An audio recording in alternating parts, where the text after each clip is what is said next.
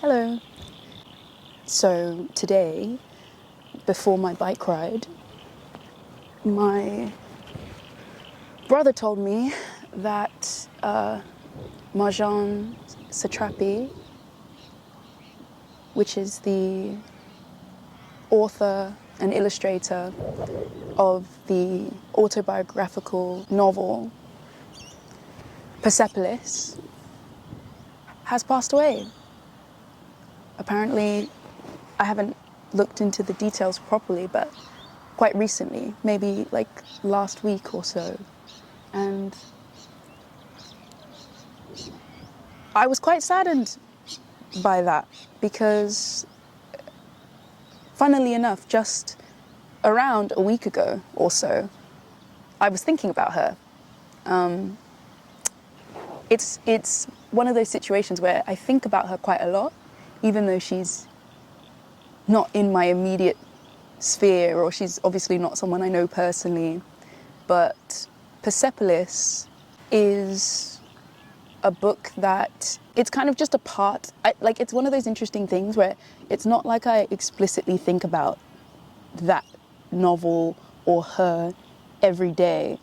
But I mean, it sort of lives with me in the sense that from the first time that my dad introduced me to Persepolis, which was maybe when I was like 11 or something like that, 10 maybe, I'm not sure.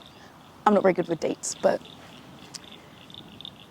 it just kind of, it was just one of those like core influential books for me, not just thematically, which 100%, like in terms of the actual content of the story, of her story, it was something that I feel one of those classic books that maybe it's a modern classic, but in terms of, I think it's kind of a required reading type of book for everyone.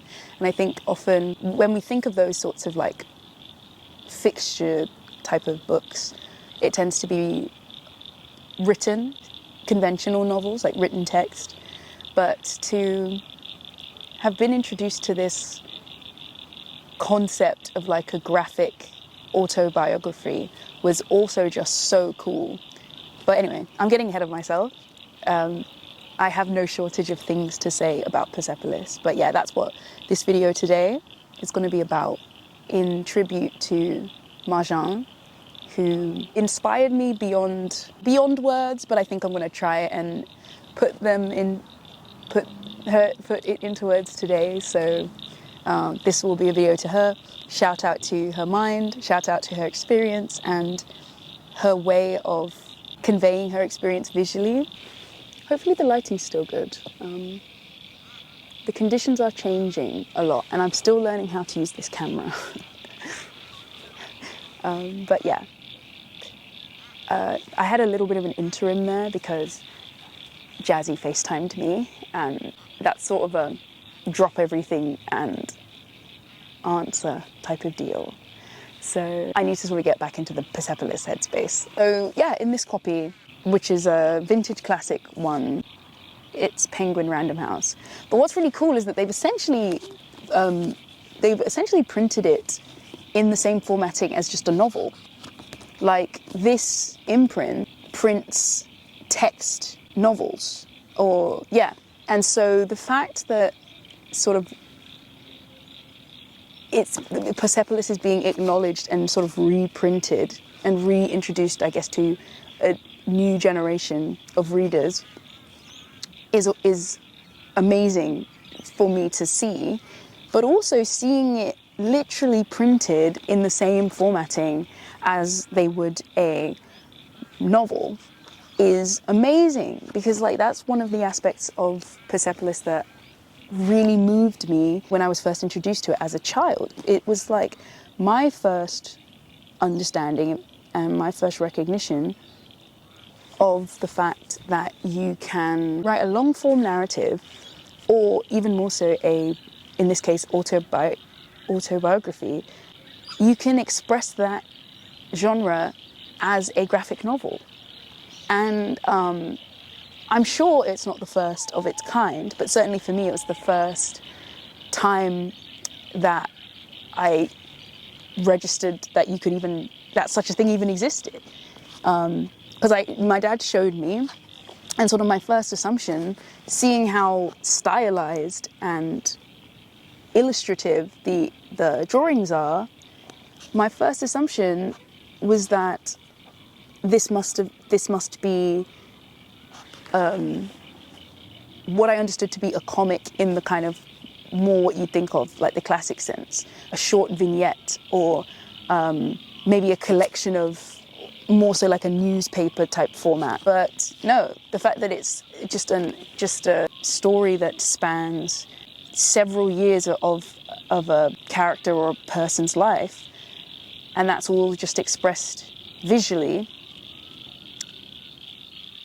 was so inspiring. Because I think by that point I'd already recognized within myself before that I wanted to draw and I wanted to also write. They were both things that I always did and loved to do. But I think Marjane introduced me to the very first time. She introduced this whole new world and this whole new idea to me, that you can do this, you can mix the forms together and use them to tell serious stories, or really thought-provoking stories, or things that have deeper themes or challenging themes, or things that are exploring actual lived experience and historical events.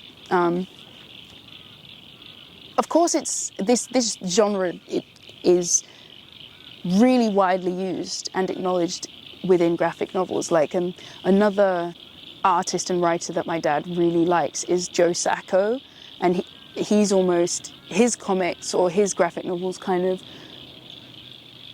are, they're very journalistic. It's like he's essentially, he writes like a journalist. He's sort of capturing, yes, his experiences, but he's capturing sort of historical, political, social events, but using the medium of a graphic novel.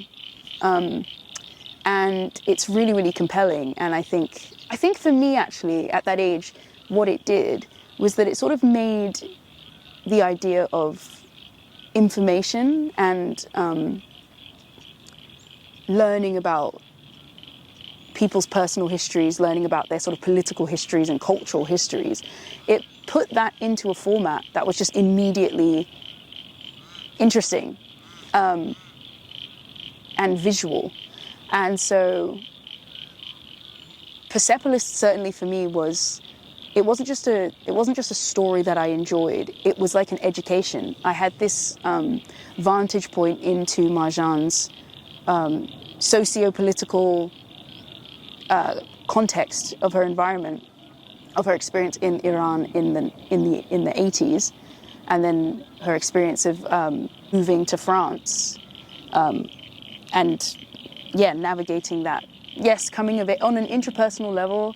It's a coming of age story, which is just very universal. Like no matter where anyone's coming from, there's a heart to Persepolis that reached so widely, because there's kind of a core to the story that is very universal, very human, because before anything else, it's a coming of age story. But it's just that Marjane's specific context includes the unfoldings and the learnings of a very, very specific socio-political landscape and history and cultural context. That's like a huge component of the book. But, sorry, the lighting might change a bit there. The sun is in and out, But I think that's the really cool thing about this book, is that I think sometimes when books or any kind of art forms or media explores themes of history or specifically like political history or economics or religion, all these kinds of like very, very, for lack of a better word, heavy and quite like informative and context-specific themes. I think that they can feel like they're sort of behind an invisible barrier. They can kind of feel like they're speaking exclusively to a specific audience, or maybe even like an academic audience, and that's not a point against that. But I think that Persepolis, for me, especially at my 11-year-old brain, I think it almost taught me that you can put weighted and detailed and historically laden and politically laden themes and explorations, you can put them inside mediums that have a kind of beauty and accessibility of their own. And actually, not only is that effective in translating that, it sort of prompts you to absorb it even more deeply than you would were you seeking it out via, say, an article or something like that. Because at the core of it, what sort of bound Marjane's experience to mine was that she was coming of age.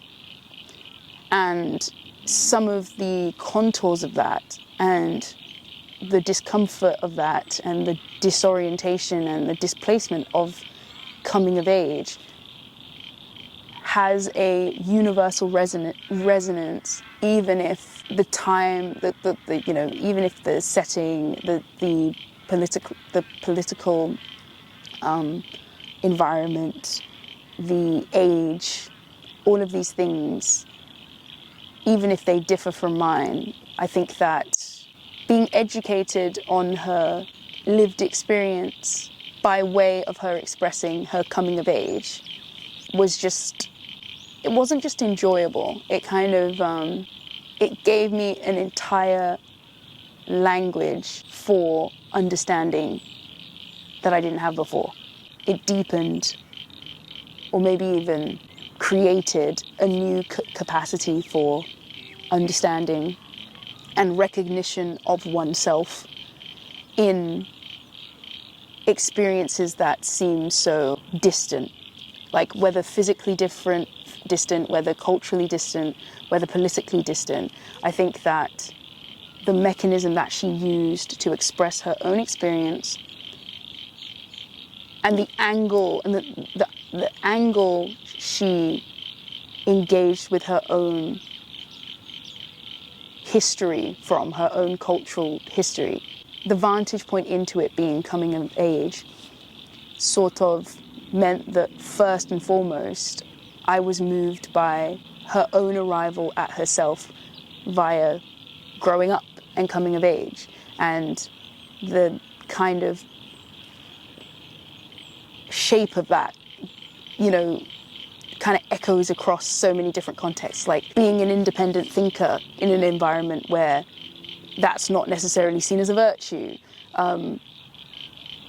being really, really rooted and grounded in an aspect of your identity that isn't reflected in an environment that you move to, being open and curious about a new way of being or a new set of cultural or moral or social behaviors or ideologies, but then still trying to negotiate that with being rooted in where you've come from and what you were raised with, and that kind of negotiation and that tension, and just basically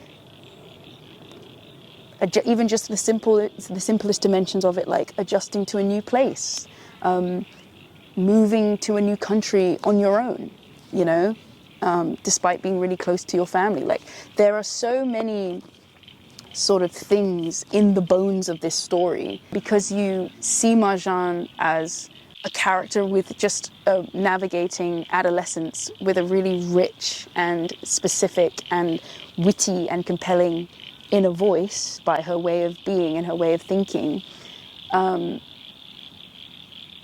While you're following her journey, you're actually being completely reoriented and educated about the dimensions of her experience that relate to a context outside of your own. Themes that I think that, at least for me, I find harder to engage with without there being sort of a human center, because otherwise you tend to be engaging with pure ideology or pure history, whatever the writer is trying to educate their audience on.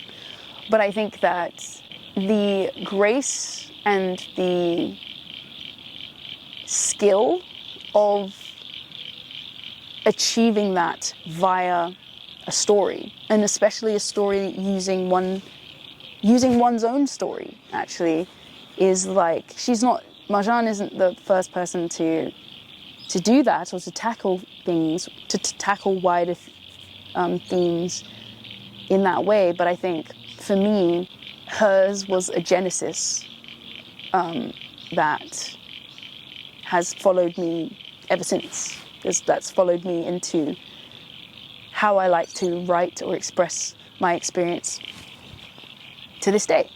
You can tackle these themes and you can cultivate this type of awareness in people while expressing your own experience how you would naturally in your own voice, expressing your own experience with humor and levity, and sometimes with seriousness and angst, using anecdotes and personal history to demonstrate the implications of socio-cultural things. All of this. She doesn't arrive at it with as many words as I'm saying now, but it's all housed in Persepolis, in her novel. So I can't talk about Persepolis without also talking about the film. Sometimes when there's a book to film adaptation, you sort of have to discuss the two entities separately, because obviously a book is one body of work with the author's voice being the most prevalent, but a film is an entire production that is the sum of so many different voices and the visual language and the creative languages of so many different people and their own interpretation and their own direction of that story. And so you kind of usually have to discuss them as separate entities, because they're usually quite different things, sometimes trying to achieve completely different purposes. But when it comes to Persepolis, it's also one of those really rare instances, in my opinion, where I don't actually hold the graphic novel in any higher of a regard as the film. And I think that when I'm recommending Persepolis, I'm sort of recommending both with the same amount of urgency, because the movie was, I guess my dad's entry into Persepolis came via the movie, and the way that the ripple that caused in the whole animation world.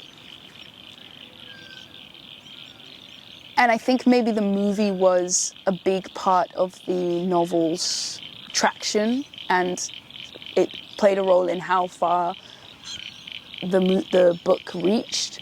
That's what's so sick about this, is that Marjane's style, one really unique tenet of it, is that everything about this translates seamlessly and very, very gracefully and very stylishly into film. It's like usually when you're adapting written content into a visual film, you are creating a visual language for that movie from scratch. because you're taking thoughts and abstract concepts and words, and you have to firstly even arrive or agree upon how you're going to convey that visually. Is it going to be animated? Is it going to be live action? If it is live action, then is it going to be in color? Are we going to shoot it in film? Is it going to be digital? Is it going to be long and meandering? Or is it going to be fast-paced? And so there's all of these decisions that go into informing a story's visual language. But another reason why Persepolis is a legendary book is that because it was made visually, it was made by Marjane's own hand. She spoke in her own voice in terms of the writing, and it's drawn with her own vision. And it makes complete sense that it translated so beautifully into film, because there was already a visual language. Marjane's art direction exists within the original text, and I think like that is such a specific gift of all of the mediums that Persepolis like touches: writing, hand-drawn illustration, animation, and so essentially storyboarding, and autobiography, so non-fiction. It's genius. It's like all of these different tenets are captured by the existence of Persepolis. And so when I saw the film, when my dad showed me the movie, it was like one of the coolest things I had seen thus far. I found it funny, and I was young, so I didn't quite understand everything, I think, at the depth that I would now. I didn't have a lot of the political context or that sort of thing that the movie, that's a big part of her story. But I thought the movie was just so, first of all, it was just like really compelling. Marjane is a very compelling, I guess you could say character when you're describing the movie, but person, because it's her life. Marjane is a very witty and apt and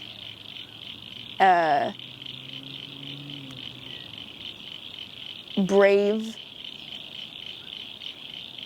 and intelligent and deeply caring, deep kind of character or kind of person. And all those qualities make the pacing of the film just so immediately compelling. And then that's not even to mention the obvious, the way that the black and white lines are translated to film. It's amazing. So it's like, obviously, looking at the still printed illustrations, there is such a sense of like, there's such an understanding of composition within this book. But the movie, you know, obviously adding movement to that, adding motion to that, takes it to a whole new level. There are several scenes in the movie that are exactly, they pretty much play out visually exactly how they do in the graphic novel. But the kind of movement of them, or the fluidity, or the little flares or accents added by the music and the voice acting, sort of make it even more funny and even more impactful, or even more thought-provoking. And that's just a testament to the team behind the film, the team of the art department, basically, the director, everyone responsible for translating Persepolis to film. They handled it with such care and consideration. And I think that Marjane was a very big part of the filmmaking process, which you don't always get with movies. I think she was a very big voice and a very big creative component in the film, which is why I think it captures her story so accurately. Obviously, you lose in the feature-length film. You lose a bit of you don't have every single experience or anecdote that's in the novel. So that's one of the reasons why I highly recommend the novel, because there's just more. There's just more of her, and there's even more details and contours and intricacies in her experience. But I kind of got to know Marjane through the film version of her, which also is lovely because we have her voice. Like, she actually voices herself. She voices her own character, her own self, I guess, in the film. So I think that that provided me, that definitely made my experience of reading the graphic novel even richer, because I was reading it in her voice, and I already had an understanding of her tone and her sort of pacing, and I really did feel like I was reading it. Well, I was both physically reading it in her words, but also I was hearing the inner dialogue. I was hearing it in her voice. So just like so many unique little qualities of that you don't always get in film, and the relationship between book and film. Persepolis kind of changed the game. Like, it was a game changer. It was a format breaker. I think it birthed a lot of things since that clearly use Persepolis as reference. It was a reference point. It was definitely a unique piece of art, film, media, documentary. It's kind of all of these different formats in one, which is really, really, really, really cool. She makes these choices which I still think of. It's pasted onto my memory ever since. But she treats black, like her use of black in this, or negative space. Sometimes it's negative space, sometimes it conveys detail, but her use of black in Marjane's style, it kind of ends up becoming a character of its own in how she utilizes it. Sometimes it's a visual or stylistic choice, but sometimes it's so skillfully used that it becomes almost like another character. Like, so you see here, there's several points in, especially the first book, where a huge component of Marjane's experience in Iran is her discussion of like this kind of cultural, or like this social homogeny in which, her and the girls her age are sort of required to look the same, and the men are also sort of required to look the same, or to kind of have, to, curate, I guess, a sense of, a homogeneous type of appearance. And so you see here, we have like a kind of block of just black ink, but we have 4 separate characters, sort of, and here as well. We have a group of people, or her in this line of girls. And it's one of those things that it completely dismantles that misconception that simplicity in style is at all a reflection of skill or complexity. Because like what Marjane accomplishes so well in this book is there's a purposeful quality to every line and every decision that she makes, actually because of the fact that she's using a limited palette and she's using a limited application. It means that composition and choice is as much a participant in this story as anything else, as much as her words or even the events that are happening, the choices being made visually in how black can sometimes be negative space, and in other panels black is to convey detail, or sometimes black conveys an emotional kind of atmosphere, and white also does the same thing. Sometimes it's the positive space, sometimes it's negative. Her grandmother has white hair, for example, and so, you know, her features are essentially a lack of colour and a very specific amount of lines, rather than every single wrinkle being conveyed. And so just seeing how immersed in her visual atmosphere I was, and almost not registering how simple the line work was because I was just so immersed in the story, after finishing the movie, it made me realize that, oh, it doesn't matter. It doesn't actually matter how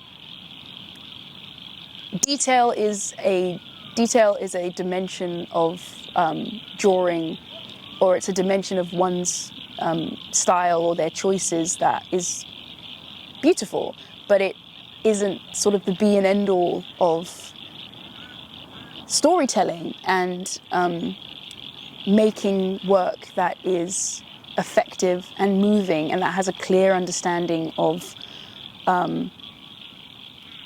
visual language and communication, essentially.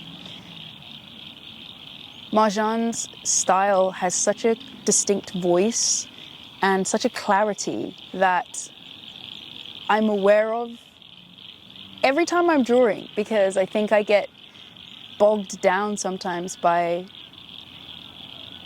realism, or I can fall into the trap of being like, oh, like in order to convey this bike, I have to convey each individual spoke or whatever, or exactly the way that the lighting hits it, or the exact contours of the tires. And then I feel like sometimes I just end up functionally, why not just take a photo then? You know, I think that Marjane was a first teacher for me, that it's all about intentionality and choice, and that when you understand what you're looking at on such a profound level as she does, when you're so much of an observer and a student of your environment as she is, both personally but also in her visual style, when you approach drawing from that level of observation, no matter what your medium is, or no matter the limitations that you deliberately practice your craft with, you're a master in conveying information. You're not just recreating what you see at that point. You're not just recreating what you see at that point. You're actually translating what you see into a language of its own, and into a visual universe and cohesive convention of your own. Do you see this?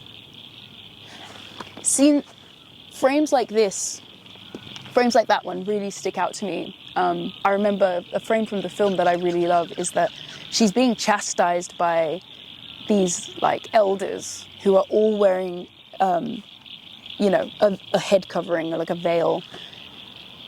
And she doesn't draw their faces with distinction. She kind of draws their faces quite similarly. And the whole frame is like they're just this moving black mass surrounding her. But you can see that it's like a group of, it's a group of women. It's a group of individuals, but she kind of, that choice to kind of limit the lines, that choice to exclude detail, ends up conveying that feeling of, that claustrophobic feeling of being oppressed or being judged or surrounded by these kind of like, you know, sort of, imposing figures, elders. That is conveyed so immediately and so in such a cool and immediate way, precisely because it lacks so much, because she's excluded detail. Her choices, Marjane's choices, are just as much about, they utilize exclusion just as much as they utilize what she includes. And so every single line appears simple, but it actually conveys such a rich knowledge of visual communication. It inspired me on a structural level. It demonstrated to me what graphic novels, sequential art, animation, what distinguishes it from just simply recreating what you see. There's drawing, but what she does is actual translation and storytelling, which is why this book, having been published in so many different languages, this is a book that no matter what language, no matter what edition of it you have, if you look through it through an exclusively visual lens, you can actually have a pretty clear understanding of what's happening. And my dad, both my dad has told me this, and I've seen it throughout all of the artists and authors and illustrators that I admire. Their choices speak for themselves, and their choices reflect a depth of skill to where they know what something is so profoundly that they can simplify it. The art of simplifying something is paradoxically one of the biggest cues that someone understands something at a really, really complex level. And so Marjane, I don't know how intentional that was, but she has it. It's so clear in her style. And literally ever since that moment, it like flipped a switch to where I never viewed drawing in black and white as a limitation again. I mean, certainly there have been times that I still am like, oh God, like I want to tackle color, and I maybe still will. But I'm comfortable now in my use of ink and my use of graphite, because she showed me, she literally demonstrated to me at a crucial developmental age that it sort of has nothing to do with effectiveness and expressiveness in people's art. You can make absence work for you just as much as you can utilize presence. You can utilize negative space with just as much expansiveness as positive space. And for me personally, I love the contrast itself. I think actually this might be the first graphic novel that I'm actually talking about. This might be the first video, even though this channel's called Jesse Reads Comics. I'm going to just talk about anything I like. Anything I like, anything I find interesting. But it actually is very apt and unplanned, but actually I think very aligned indeed, that Persepolis is the first comic, the first graphic novel that I'm compelled to speak about, because that is where it sits in my own personal history. It's one of the first, one of the greats, one of the books that made me realize that I can take drawing as far as I want to. Yeah, it basically just showed me that you can do anything. You can use graphic novels for anything, and it can be hugely moving and thought-provoking and insightful and impactful, but also funny and surreal and not bound to literal, to the literal understanding of things. I love it because it's a non-fiction book, but she's created this kind of non-real, entirely drawn universe that represents her own experience and represents her own perspective. But I think to just marry at the time, what felt like seemingly conflicting mediums and choices that I hadn't seen integrated together in that way before. I owe so much to Persepolis, and I owe so much to Marjane and to my dad, who was the conduit for me reading it. And I'm wearing black today for Marjane. I'm from both a style perspective, because she's very like chic. At least when I saw pictures of her, she would wear black the majority of the time. And her face, I remember I found her face after I'd seen Persepolis. I hadn't seen her in real life before being introduced to Persepolis. And so then when I did see a picture, I think there's one at the back. This is her about author. It's an illustration as opposed to a photo, which I just think is, I love when illustrators do that. I love when they draw themselves in lieu of a photo. I also just remember being struck by how beautiful her face is. I thought she was very beautiful. And I thought she was beautiful when I watched Persepolis, even though she's drawn in such a minimal way. She's not complex. That's her there, in that frame there. That's her. And I remember it being clear to me in reading Persepolis, for some reason, I registered that she was pretty, or I found her pretty, like in this 2D, version of her face. And then so when I looked up an actual picture of her, it struck me that she looked like her illustration. So it's like, again, simplicity didn't detract from the essence of her face, which again is such a high level of skill. But then also she struck me as beautiful, just her face itself. I found her face quite arresting and,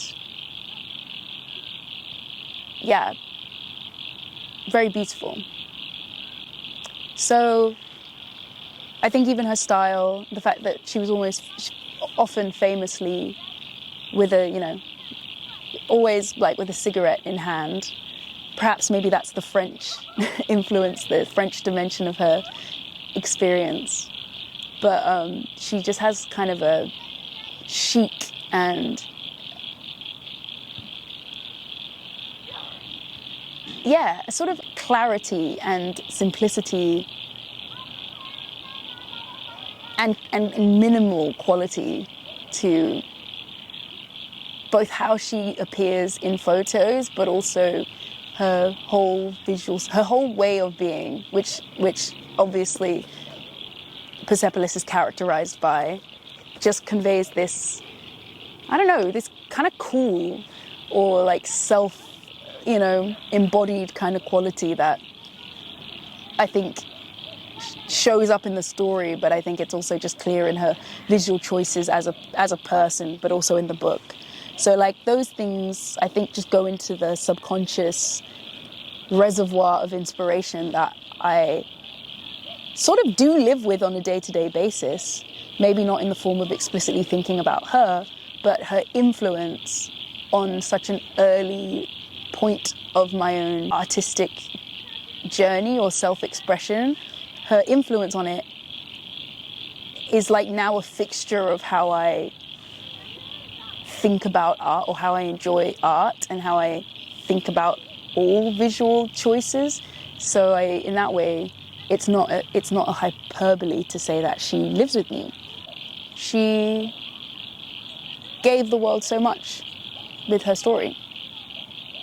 And there was more to her life than just what she made, and the part of it that I was able to engage with, and the part of it that the world was able to see and know. But even for that, even for making Persepolis to be just one of an infinite amount of things that she did and experienced in her life, imagine just one aspect of your experience changing the course of so many people's lives that you may never have encountered yourself. I just think that is the beauty of artistic expression and people that use their art as a way to express themselves or their stories. That's one of the most beautiful outcomes of that I've ever seen. And I am a testament to the power of pieces of art like Persepolis. And so, as sad as I am, I was really moved and I was excited to have an opportunity to talk about her impact in my life. And I'll be forever grateful for everything that she's made.